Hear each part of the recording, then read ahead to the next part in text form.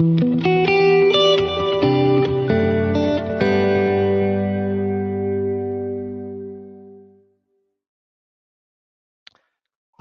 and welcome to this edition of the Clarendon Chronicles Podcast. My guest today is Stephen James Ferris. Steve is a best-selling author, executive coach, and fundraising adventurer, but with a remarkable background as well.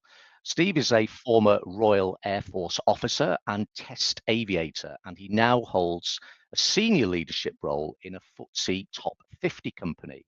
Specializing in courage in leadership, he draws on his extensive military and corporate experience to offer a unique and powerful perspective on leading with bravery and integrity. Steve, thank you so much for joining us today. I know you're particularly busy, lots of engagements coming up in addition to your day job as well. So just to add some context for discussion to our audience, Steve and I got to know each other when we shared our coaching and mentoring academic journey together at the University of the West of England. So, Steve, hello, welcome. Hi, Jeremy. What an intro. Thank you very much indeed. How are you doing? I'm doing really well, Steve. Thanks again. And there were a few hints in the introduction there, and I deliberately didn't cover all of the detail there, but a lot to cover, which I know the audience will find fascinating as well. So thank you again, Steve. I mentioned in the introduction, I have now a leadership role within a FTSE 50 organisation. But before that, you're an officer in the Royal Air Force, rising to be a member of the Airborne Test Team, which is the only unit of its type in the UK defence community, responsible effectively for writing the rule book on military parachuting and enabling special forces capabilities. So if I can ask you, Steve, where did the leadership journey begin for you? And what did you learn in the formative years in the military? Cool. I think in terms of my leadership journey, I guess we started quite a young age. You know, when I sort of started getting into sports at school, once I, learnt a particular skill or sport, and then sort of, as you do progress at the years, I started coaching others. So I started helping out with my PE teachers in school to coach basketball and rugby, and I really enjoyed doing that. And then from there, I kind of, finished up school, did my A-levels, and thought, I don't really know what I'm going to do next. So I did Camp America as an 18-year-old. And that was such an amazing transformative experience for me. I was in the woods in Maryland, and just being able to do these activities and lead a small team of children, but they were almost my peers. I was 18 years old, and these boys were 14 to 16-year-olds. So I'll be taking them out, doing activities, and you kind of, you've got to have a little bit about you to make things happen. So learned a lot about myself and what made me tick doing that. And then following it, I kind of steered myself down the route of teaching. So I qualified as a PE and English teacher. But my head had been turned by the Royal Air Force when I was at university. So after a sabbatical year as the deputy president of my student union, I joined the Royal Air Force, and I was extremely fortunate for that opportunity. To Officer and Aircrew Selection Centre, you spend a couple of days there. You do all the tests and the medicals and the fitness testing and stuff like that, aptitudes and whatnot. And I was fortunate enough to pass that and go to RAF College Cranwell, it's like the Air Force's version of Sandhurst, and start a 9-month leadership course there, which was fantastic. Actually, I have to say, it's amongst the best training I've ever had. It's a bit of a cliche, but they do sort of break you down to build you back up. But everything, and it was all very well explained, everything that they were doing was for a reason and for a bigger purpose. And you could kind of see you're also in this big melting pot of so many different, I know that, kind of I'm white male and of a certain age now, but, back then we had people from Brunei, Iraq, Saudi Arabia, Trinidad and Tobago. We had people from all walks of life. There was ex-Army, Navy, Air Force, senior NCOs that were going for their commission. You had doctors, dentists, lawyers all coming together, doing this leadership training, and you were in the bubble. You know, you've been spotlighted and watched by directing staff, and you learn a lot about yourself and others and how you interact. But it was a great experience, and then from that, just kind of I had a direction to travel. I had a plan in mind. There were some bumps in the road. Didn't always get exactly what I wanted when I wanted it, but I persevered, and eventually, as you sort of mentioned, was lucky enough to serve as the executive officer on the parachute test team. Yeah, it's interesting you mentioned that. The number of people I speak to who mention sport in their early years as well. It's just about everybody when going into leadership positions. The other thing I pick out from that, Steve, as well, is that you spent 9 months on leadership courses. And I'm just thinking about the people who are watching this with regards to leadership in corporate organizations when we go away for half a day, 2.5 days, and you've done 9 months of that. And that's part of the reason for the discussion today. I mean, if I take so you spent 9 months in leadership. I would say it's 9 months initial officer training, and then thereafter you put through a program of sort of not learning on the job, but you go back to the Defence Academy and you start, you do separate courses there to build your knowledge both academically and practically. Yeah. So how would you think your leadership style and approach has changed from the person going into your RAF school to the person that you are now? You've got all that military experience. You now work in corporate as a coach as well. How have you evolved as a leader over that time, Steve? So I think you've got to go back to what your personal definition of leadership is. And I think back to it's pretty well documented kind of military version of it, which is leaders lead people, managers manage things. So inanimate objects, be that assets, resources, projects. Effective leaders most often are good managers, but the inverse is not true. You can be an effective manager that doesn't lead people because you see it, in my experience, I've seen it where managers expect people to behave in a particular way, or they kind of don't drill into who that person really is and what motivates them.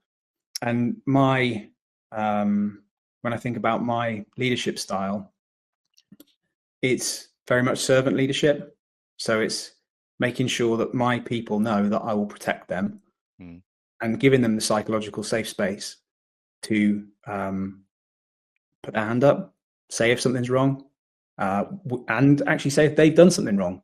To have that moral courage and that integrity to be able to speak up is something that I think is paramount in all high performance teams. It's something I encourage, and you can only do that when you protect your people. So to answer your question, I think servant leadership is something that's I would hope most people who have ever worked with me would say, and I use that deliberately, actually, Jeremy. When I think about people who have worked more junior to me, I'd never say work for me, because people don't work. I don't believe people work for me. They work with me, and I bring them on a journey together. Might sound cliche, but that's how I would never say, oh yeah, so and so works for me. They don't. They work for their family. They work for a business. They work for a purpose. Maybe they just work for a paycheck, but they don't work for me. As soon as you start thinking somebody works for you, you've probably lost them. Is my steer. It can be quite simple, can't it? And the one thing I jotted down immediately on that was leaders lead people and managers manage things.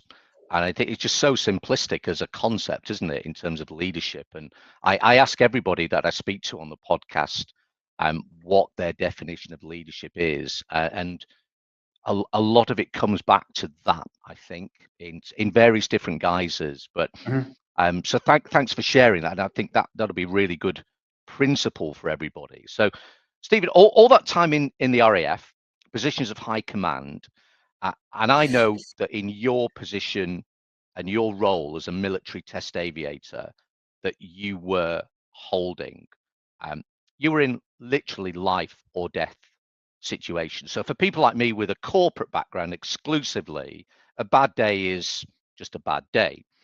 Your bad day could be your last day, if we could kind of put it that way, in your role, your last ever day on this planet. So how do you deal with that in the military, and can you transfer any of that into the corporate world? I think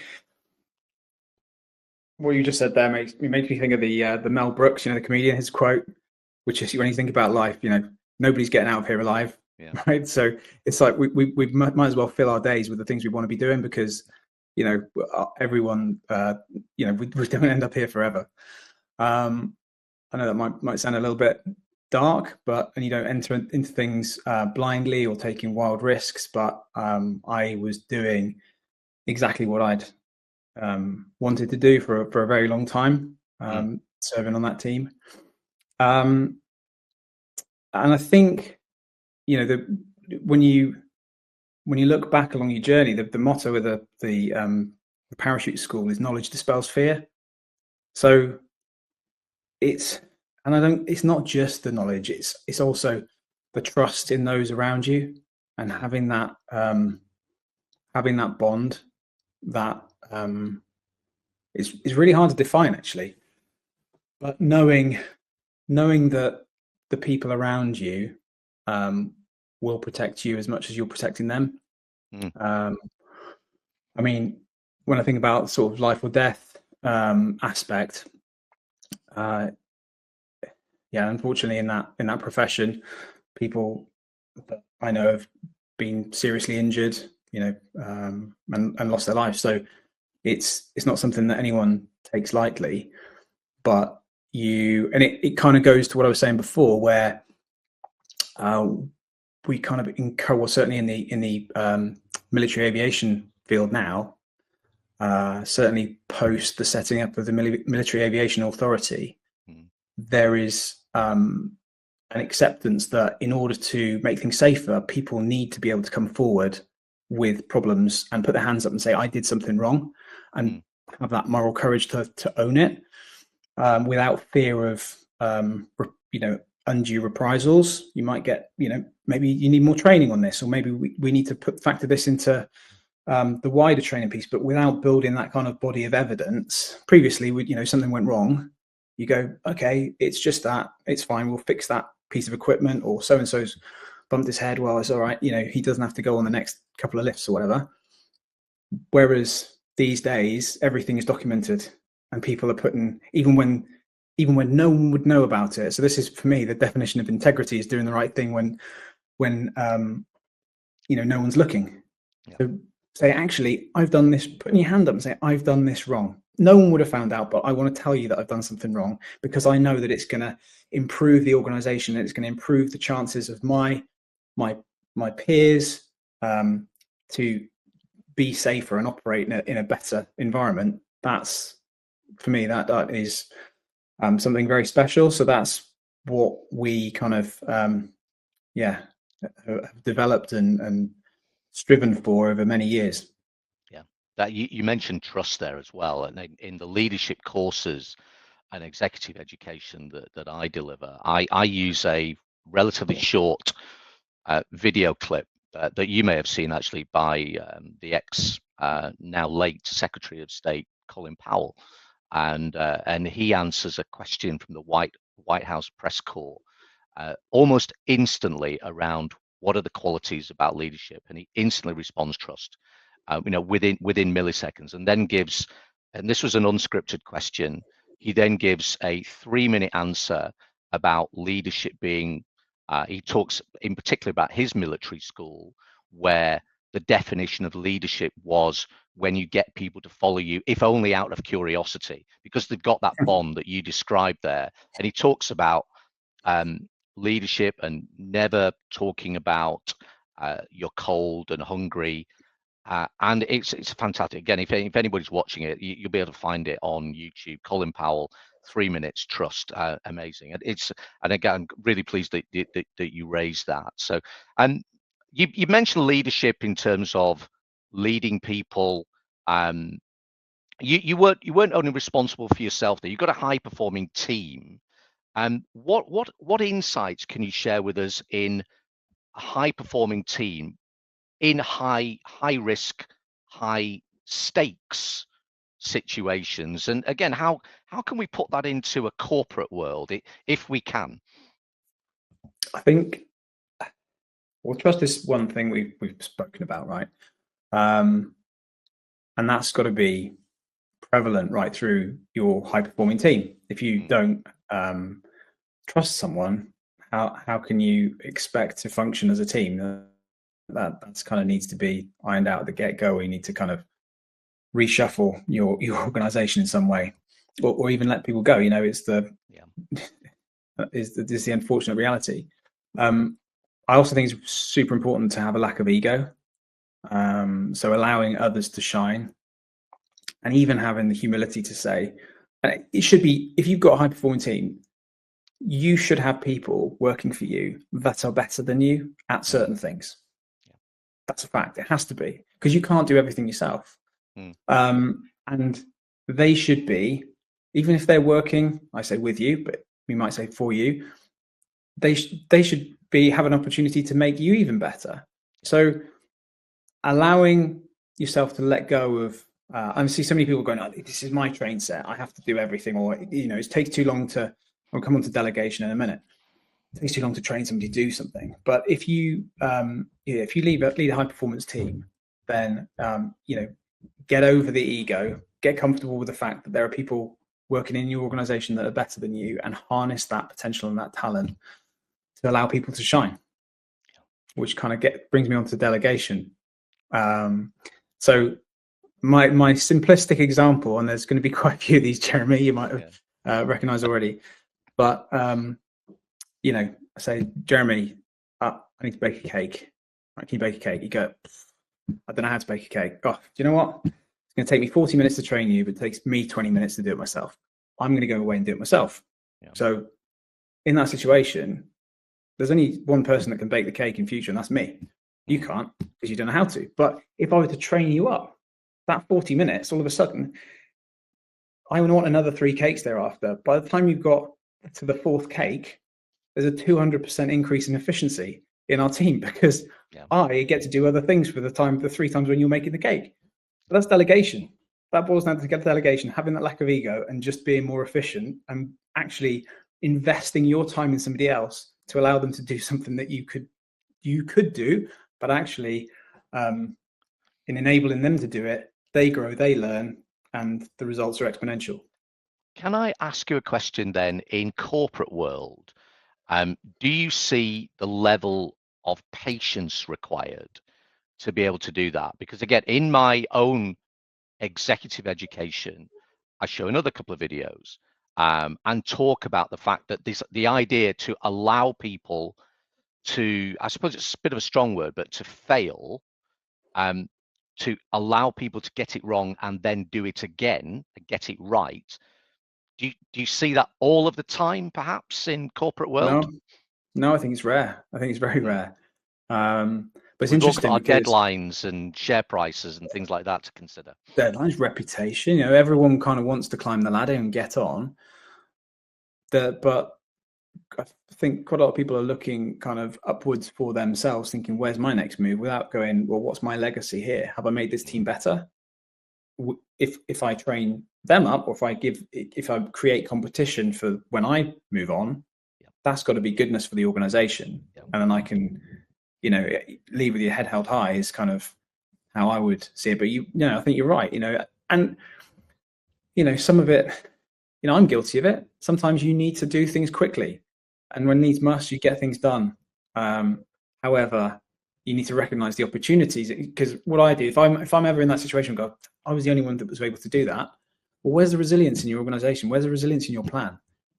Who could you have trained at some point to enable that to happen differently in future? And as long as I think you've got that awareness, okay, I had to do it this way this time.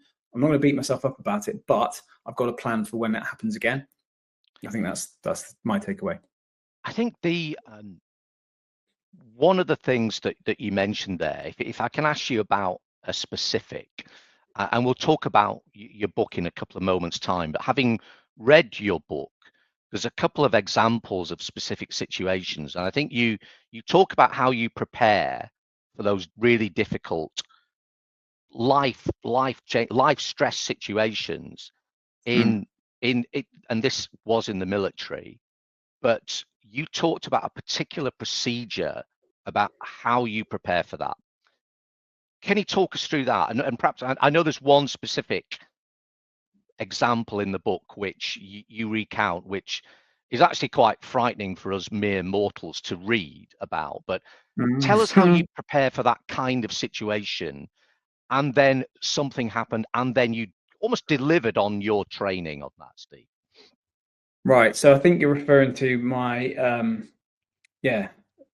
the emergency malfunction I had. I am on my kind of night qualifier on my high altitude course, and it was the build up to that jump.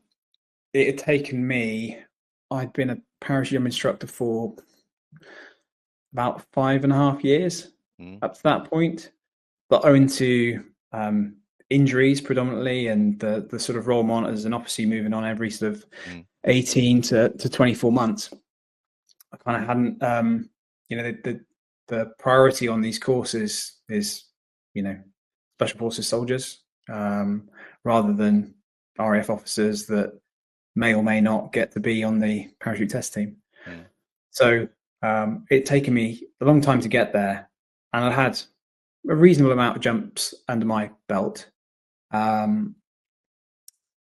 But the thing that is instilled in you is before every jump, you're always doing look, locate, cut away, pull, reserve. I'm doing the hand actions, but a bit low down. Look, locate, cut away, pull, reserve, march. Right, and the muscle memory is really important, but also the practice of visualization is really important. And it looks really daft. And when the first time I saw it, I thought, what's he doing?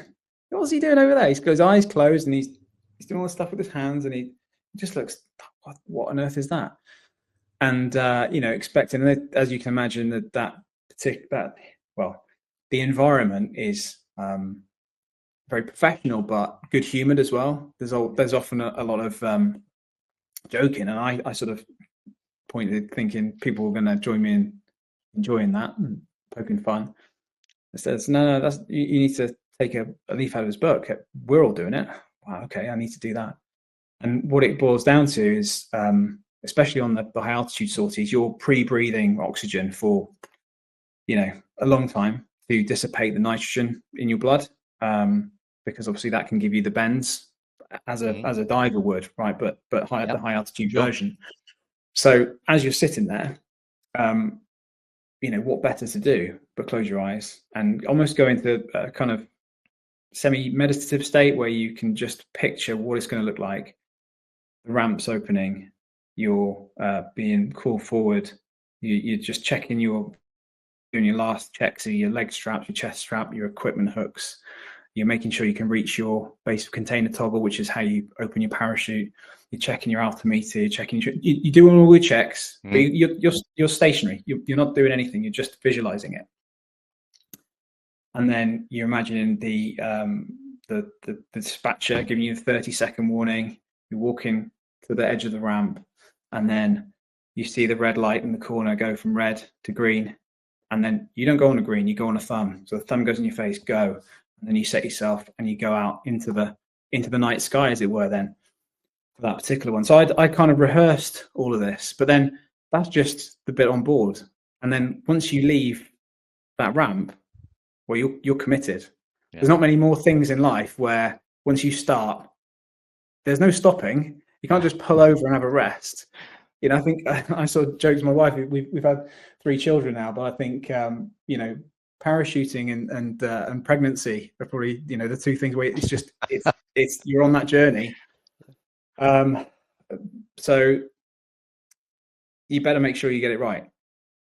So in my head, I'm practicing the moves I had to do, tracking away from other parachutists. That's a kind of body position where you use your hands and legs and to not propel yourself, but you essentially create yourself as a foil to move forward in the sky, which is pretty exhilarating. It's really, especially with the equipment we were carrying, the oxygen mask, the goggles, everything's vibrating, and the noise is just intense as the air rips through your helmet. Speeds over 200 miles an hour, going like a dart through the sky, and then I reach and I pull my parachute, and that's the free fall phase. So I'm rehearsing this. I'm still sat down. I'm rehearsing all this in my head, and then you think, okay, reach, pull your parachute, and then the canopy opens, and you've got a compulsory count. So you go 1,000, 2,000, 3,000, etc.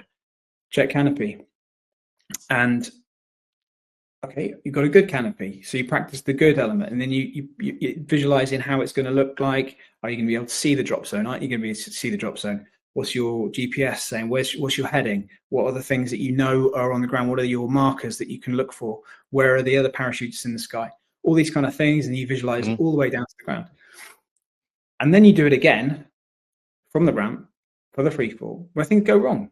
Something's happened. Oh, goggles have got an issue, or my oxygen hose is playing up, or whatever it might be. Or I can't. I mean, riding with free falling with equipment, we used to call like riding the bull, because that piece of equipment, which would be strapped on lower metal D-rings on your harness, and it would be placed in between your legs.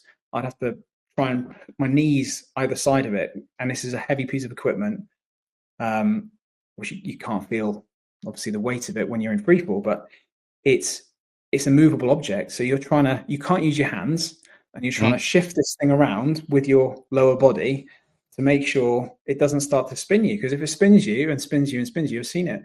People can have like blackouts from just entering into that spiral, that's flat spin, and that's in the free fall element. And then you're reliant on a automatic activation device, which would pop when you go through a particular height at a particular speed, put you straight onto your reserve. So no, you don't want that. You've got to get it right. And I say again, it's not the first time of trying to do this, right? So I'm not thinking that's going to happen, but I need to know what to do early enough to counteract those kind of things. And then you do it again, but this time what happens when the parachute doesn't quite? There's a lot of different malfunctions that could happen with that parachute. And so as it happened on that night, everything went well up until the point I pulled my parachute. And the G that I went through when that parachute opened, it felt like my legs were going to fly off, because I'd never had a parachute open like it before or since, and it just cracked open. It was there, and it was rectangular, the right shape, but the force of the opening had split the parachute almost in two. So there's almost like a big kind of pizza slice missing between the cells of the parachute over to the rear right. And I looked up, and where I could see the silhouette of the parachute, I could just see the darkness of the sky where it shouldn't be. And this is at night at 200 miles an hour. Well, previously 200 miles an hour, but you're now falling at a rate of probably, well, with the malfunction parachutes, anyone's guess, but you maybe going 25 miles an hour down. Okay. With forward speed of similar as well. More with this particular malfunction. Now, you ask yourself, well, could I land it? Is it steerable? And it might have been, but that parachute has now got a significant defect in it, which right now I'm at 5,000 feet, 4,500 feet above the ground. I've got time to do something about this.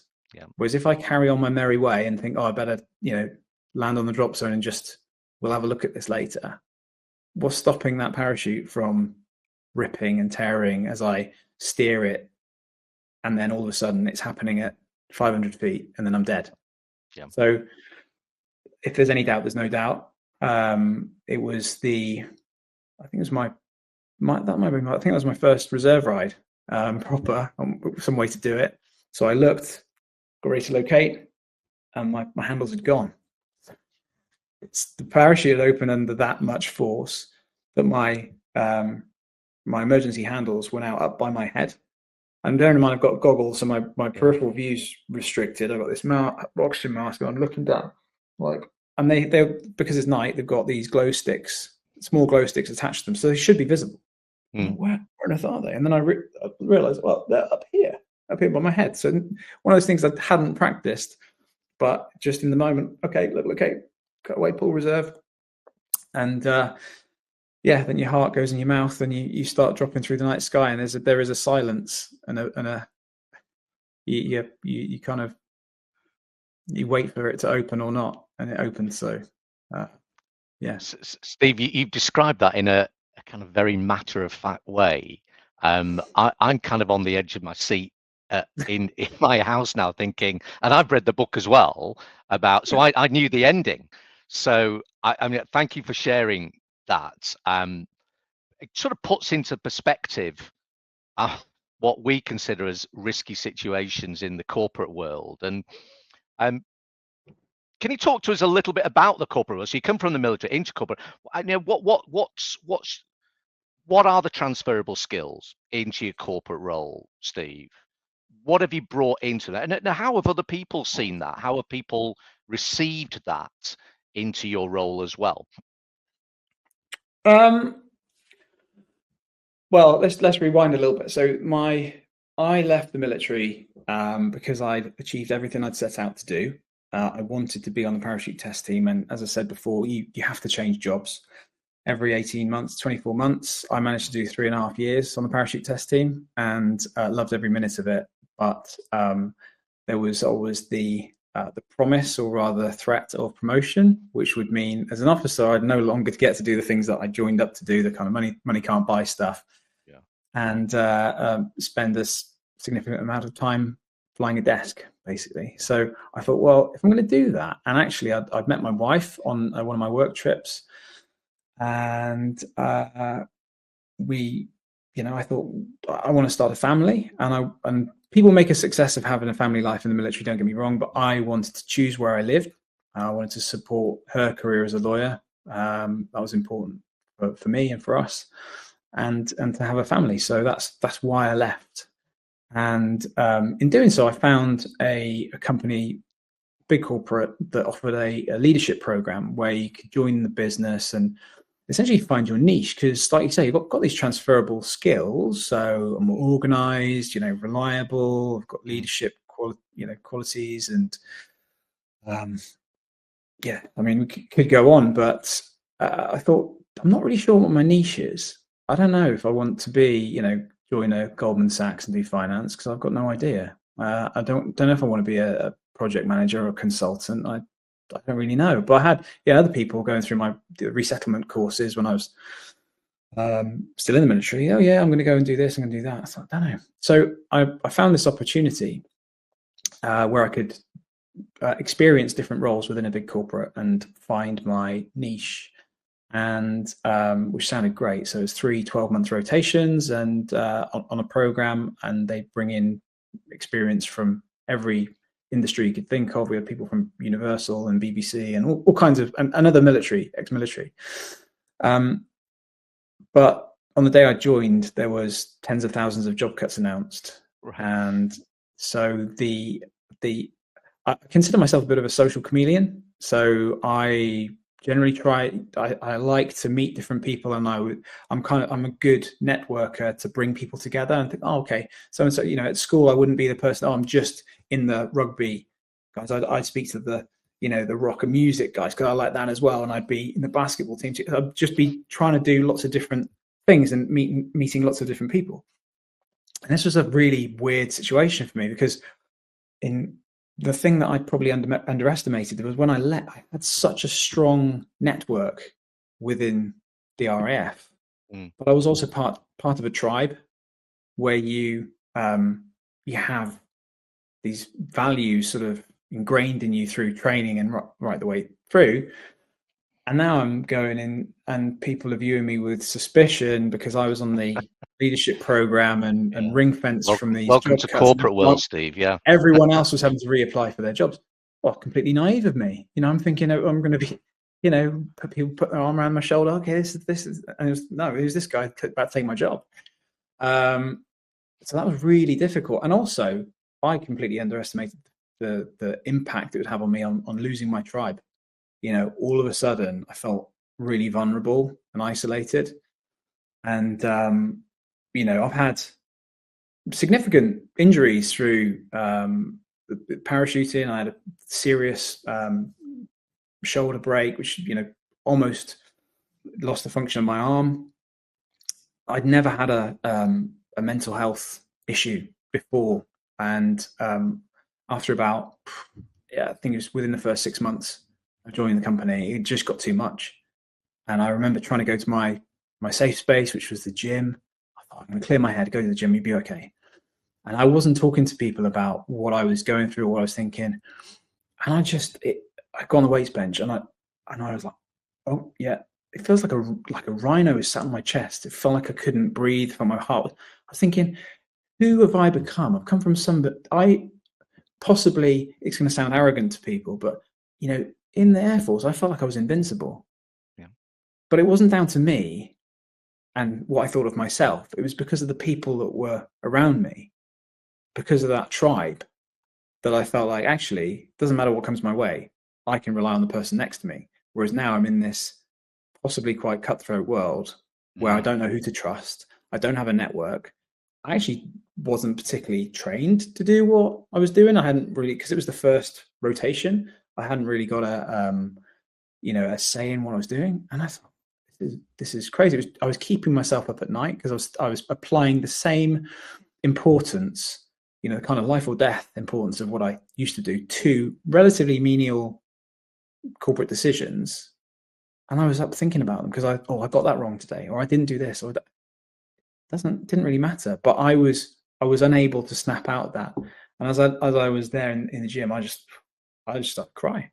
I was like, absolutely inconsolable. Left on the phone to my wife. I'm not okay.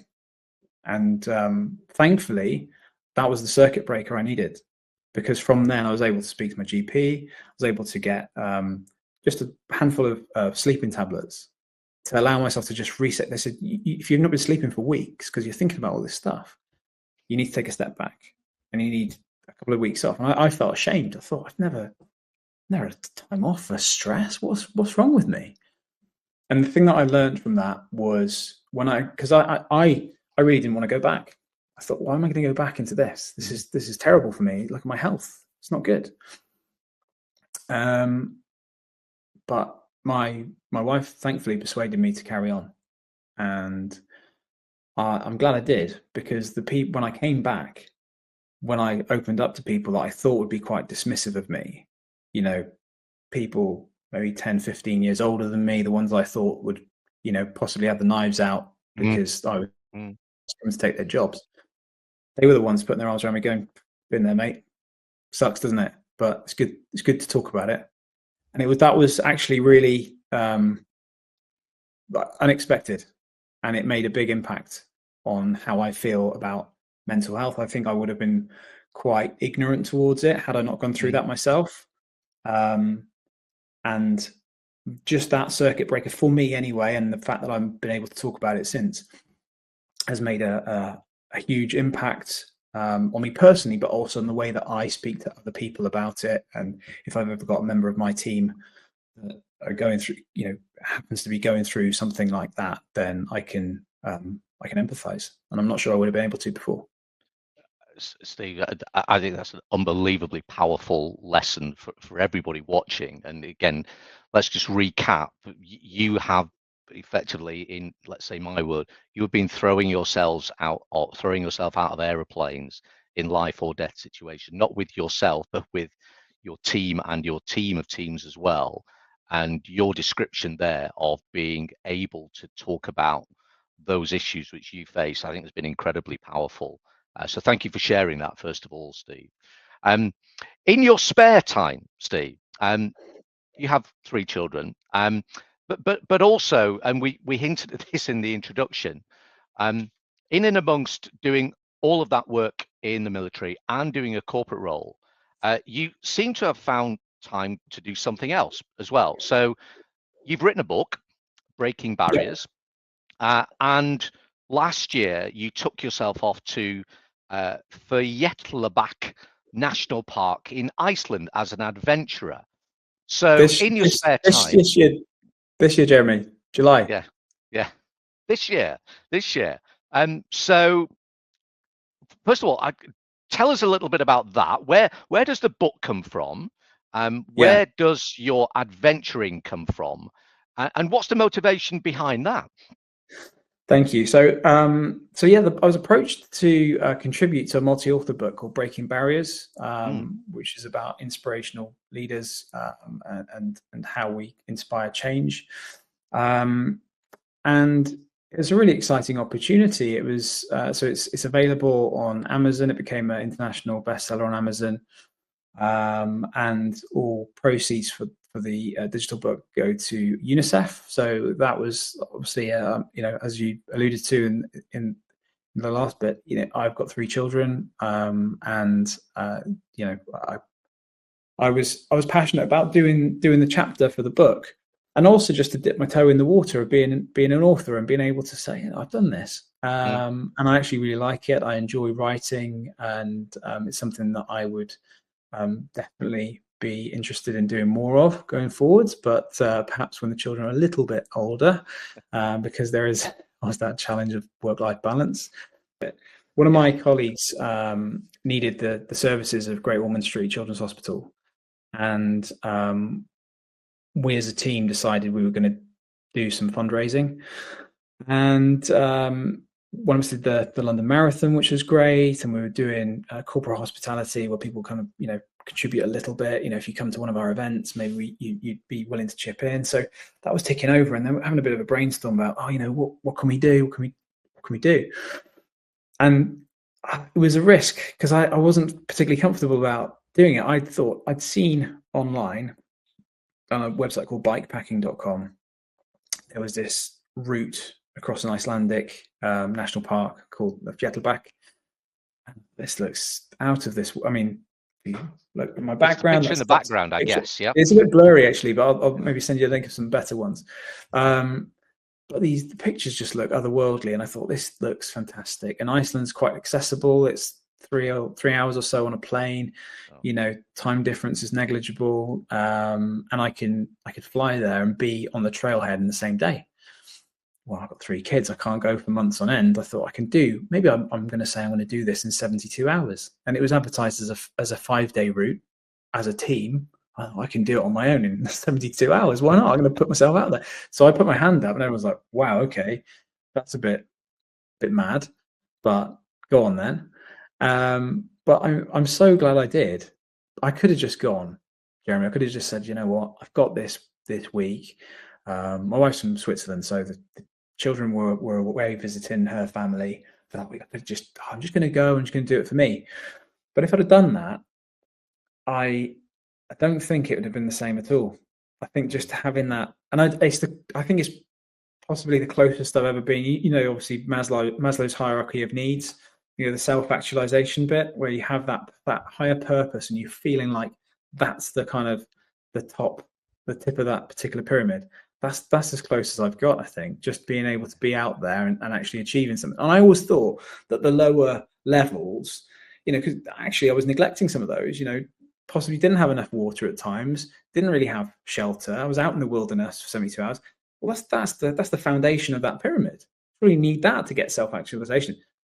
Well, no, for me, it was interesting to see the fact that actually it's not a pyramid that needs to be built on. They're almost, concentric rings that can morph and mold, and I can actually thrive in one element without needing to have all the others lined up as well. So that was quite interesting. But yeah, anyway, my intent was to do 300 kilometers in those 72 hours.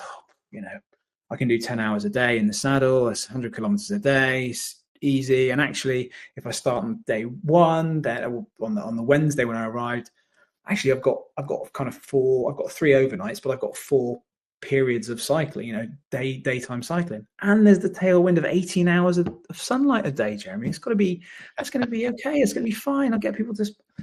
So I put it out there. I did a little mini cyclothon in my local gym and got a few £100 from that and put it on social media, and it started building up. I thought maybe I'll raise £1,000. I got £2,000. That's amazing, right?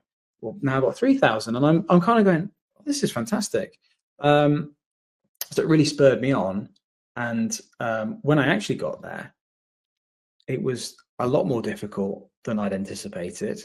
The weather conditions were adverse, to say the least. Horizontal rain and through wind lashing at me from every angle, and being really alone for a lot of the time. It's a national park, so they prefer you, unless it's an emergency, to stay at designated campgrounds. But these are really basic kind of base camp-esque facilities. So those are the only times I'd see hikers, and the rest of the time I'd be out in the middle of nowhere. And on the first night I'd been cycling, I thought it was going to take me 5 hours to do 50k to get me to this campsite, and after 7 hours I was still going and not really close to getting there. And I'd emailed, I'd shared my route plan with Icelandic Search and Rescue, because that's best practice, right? I'd taken a satellite communicator to make sure that I had a beacon, and if there was anything wrong, you could press an emergency SOS button that went to an international control center and they'd send rescue. I'm sharing all these details with Icelandic Search and Rescue, saying, look, this is my plan. You've got my route. This is where I'm going. This is when I'm doing it. Look, I've got this. These are the sort of the things in my kit list. Is there anything that you think that I either don't need or would be advantageous if I took? And they wrote back saying, you don't need a water filter, because all of the water in Iceland is volcanically pure. Yeah. Okay, that's great. I mean, it doesn't save me a lot of weight, but it saves me volume, and that volume I can put maybe some more food in there, because I didn't know the calorie expenditure was a big question mark for me, and I'd not done something like this before. I leave the water filter, but that first night, after 7 hours of a 5-hour journey, I started to run out of water, and every water source that I passed was either glacial runoff full of volcanic silt, which I would have been able to use if I had a filter. If you had your filter, yeah. Or horrible yellow crusted sulfur pools. So I just had to keep going, and I was riding into the Icelandic summer version of night is, which is very sort of very, very low light level dusk, not totally dark. But because I just brought my head torch for use in a tent rather than cycling, I was riding around this Icelandic national park on volcanic ash that was like trying to ski downhill on rollerblades at times, or trying to trudge up through ground coffee at others. And came off my bike 3 times that night. Luckily didn't do myself serious damage, but eventually got to the campsite. Brilliant. Okay. It was about 2 a.m. in my bed and asleep by 3 a.m. and then up at 8 to do it all again. When I got up at 8, I spoke to the rangers' hut was at these campsites. I spoke to the ranger, said, look, have you got any, because there's no substitute for local knowledge. The maps are quite basic that you can buy. And I sort of said to them, look, this is where I want to go. I'm going to Landmannalaugar today. Is this route the right route? And they looked at me and they said, well, how good is that bike on snow? And I said, excuse me, it's July. This is in summer, isn't it? This is in July. Yeah. And I said, they said, yeah, that route that you want to take has been closed for weeks because it's in deep snow. And bearing in mind, I've shared my route plan with the rescue services before. I'd I did hope that maybe somebody would have told me that, but nevertheless, no plan survives first contact. And I thought, oh, you know what? Part of me really wanted to go and like have a look at it and see it, but I had one pair of shoes. I'm not going to go and get frostbite. Or it's promised everyone that I'd come back in one piece, and so I decided to get to the next hut, which is a bit closer, and ask for an update, which I didn't need because I passed some hikers that were suitably attired and had told me it was absolutely snowed in at the top. So then I had to make a plan. I was thinking, well, have I completely scuppered my whole chance of doing this properly? People I had a real crisis of conscience, thinking people have sponsored me to do 300 kilometers, and now I don't know if I'm going to be able to do that. And I said, well, wait. I was thinking even to go back to the car, back the way I came, and then do something on road with all my, the bike and my equipment and everything was 40 kilos. And I thought, I've completely ruined my chances of doing this. And then I thought, well, no, people have paid for me to push the limits, to be in the wilderness for 72 hours and to have an adventure. So that's what I did. I stayed with it. I stuck with it. I changed my route. But in doing so, from the original route, which was well documented, and I had all of, I'd studied the map, and I now had to plan a new route with just the map, no online resources. And it got really tricky because the river crossings, and bear in mind, I'm literally out there on my own. I got to one that was a 200-meter wide glacial floodplain. So imagine 2 football pitches end to end. I'm on one side, where Anita goes on the other, and in between me is ice, cold water, and shale banks.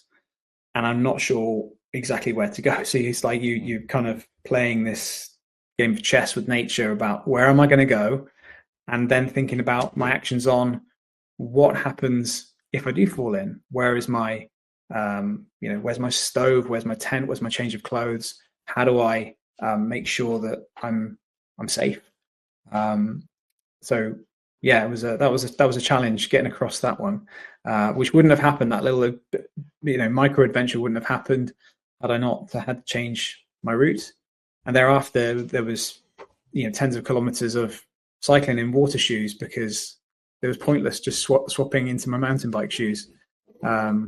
So yeah, because there was that many river crossings, it was a bit crazy. Well, I'm having jumped out of planes and done the corporate work, it doesn't really surprise me that you took another adventure like that as well. Steve, but you're a coach as well. So what's the reason for being a coach? You talked right at the start, actually, about being a bit of a teacher, becoming a teacher in various guises. Is that behind you becoming a coach as well? Yeah, sure. I mean, I've done coaching and mentoring throughout my professional career. When I think back, even through my academic career, actually, of helping other students when I was studying, and then having a sabbatical officer role and taking that through to the Air Force. When I was doing my Air Force training, they take you to Amport House, which is the pastoral care facility, and you do role play to sort of really try to get the best out of people. And that's always interested me in what makes people tick, and trying to not only understand them themselves, but get them to better understand, for them to understand what makes them tick too, and make positive changes. So as you mentioned, I took the course with your good self back in 2017 at the University of West of England. Found it incredibly interesting and engaging and thought-provoking. And from there, I've been doing, quietly ticking away with some coaching activities with some executives that have required my help. But it's obviously it's a juggle with everything that's going on, as you said, with 3 children. But I do have a couple of openings now, should any of our listeners be interested. Easier for me because my children are grown up, and I know what your firstborn is is called, because my grandson has the same name. We talked about Yes. that when he first arrived on the scene, as it were. So thank you for sharing that. So what's next, Steve? Because you have all of that in your back catalogue. What's Yeah. next, and how do we get in touch with you? And have you got any events coming up that would Yeah, be sure. So, interesting for our um, listeners? yeah. So what's next? I've been invited to do a talk at Alpkit School of Adventure. And Alpkits are a UK adventure store.